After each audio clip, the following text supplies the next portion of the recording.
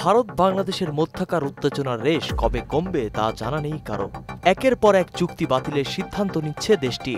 সবশেষ বাংলাদেশ রেলওয়ে সংযোগ প্রকল্পে প্রায় ৫,০০০ কোটি রুপির অর্থায়ন ও নির্মাণ কাজ স্থগিত করেছে দেশটি।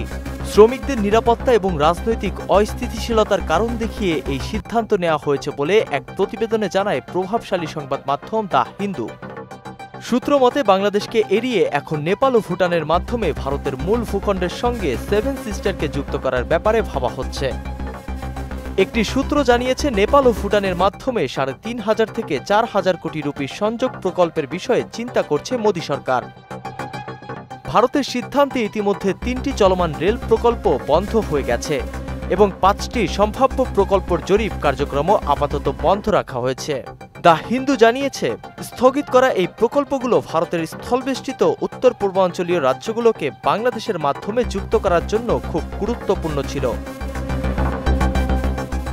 এই প্রকল্পের পরিকল্পনা ছিল চিকেন নেকের ওপর থেকে নির্ভরশীলতা কমানো, যেটি ভারতের মূল ভূখণ্ড থেকে উত্তর পূর্বাঞ্চলীয় রাজ্যগুলোকে যুক্ত করার একমাত্র পথ। ভারত অর্থায়ন ও কারিগরি সহায়তা বাস্তবায়নাধীন ৩টি প্রকল্প বর্তমানে স্থগিত করেছে। এগুলো হল আখাউড়া আগরতলা সীমান্ত রেল সংযোগ প্রকল্প, খুলনা মোংলা বন্দর রেল লাইন প্রকল্প, ঢাকা টঙ্গী জয়দেবপুর রেল সম্প্রসারণ প্রকল্প। সূত্র জানায়, নয়াদিল্লি ভুটান ও নেপালের মাধ্যমে রেল সংযোগ স্থাপনের সম্ভাবনাও খতিয়ে দেখছে। ভারত নেপাল রেল চুক্তি এবং উত্তর পূর্বাঞ্চলের নিকটবর্তী হওয়ায় ভুটানের সঙ্গে সংযোগ স্থাপনের সুযোগ রয়েছে, যদিও রুটগুলো লজিস্টিকভাবে জটিল। নাসিমুল বারী, সোহরাব, মোহনা ডিজিটাল।